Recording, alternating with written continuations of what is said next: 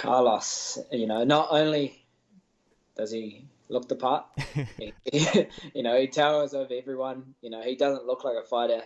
I think he was scheduled to be on The Bachelor for New Yeah. Zealand. He is a model, I think, for jockeys, underwear model.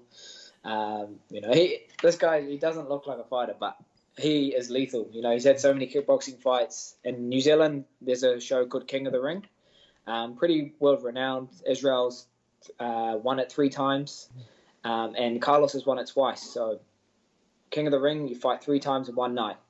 So pretty tough tournament, because the guys that they bring in, they're not, just average Joes. They're the best in New Zealand at kickboxing. So to get through all 3 opponents and to win the belt, it's a tough night. So it really is a great accolade to have under your belt.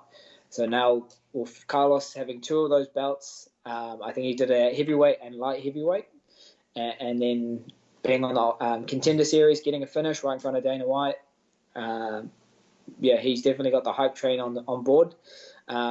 He brings us a different kind of, I guess, similarities in striking with Israel. But Carlos is a bit bigger.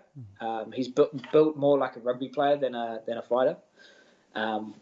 And he's just only getting better every fight. So he's only had about 4 MMA fights, but a lot of kickboxing experience, a lot of boxing experience. So you'll see him cool-headed, and he won't get overwhelmed by the spotlight. Being under the bright lights.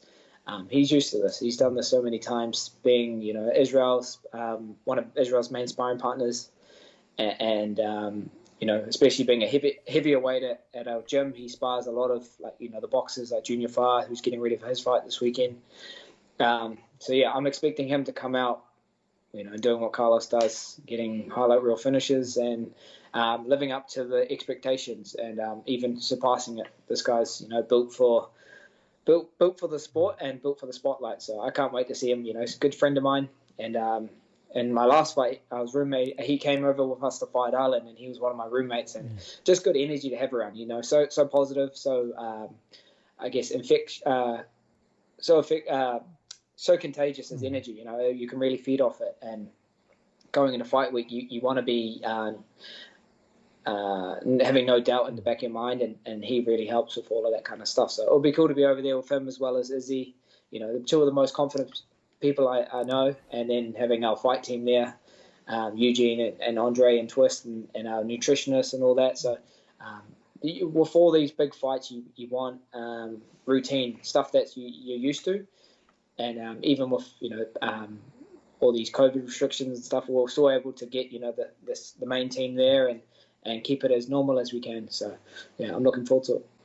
Yeah, I remember even before I was covering the sport, extensively years back, I used to see pictures of you guys because that's when I started to kind of get deeper into MMA in Australia and New Zealand and just in Asia in general, right? Because you and your team has been all over Asia, so anybody on this side of the world should know that. I mean, from the beginning. But I used to see pictures of you guys at like Tiger.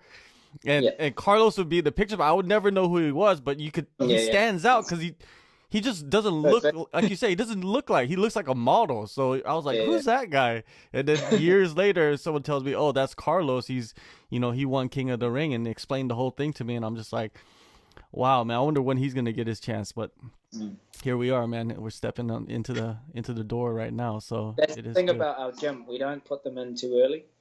Kickboxers that are making their transition into MMA, they got to go through some tests at the gym first. And Eugene's very good at doing this, and he won't just throw a kickboxer in the deep end. So, we level them up on the ground, and then wrestling, and then slowly build them up.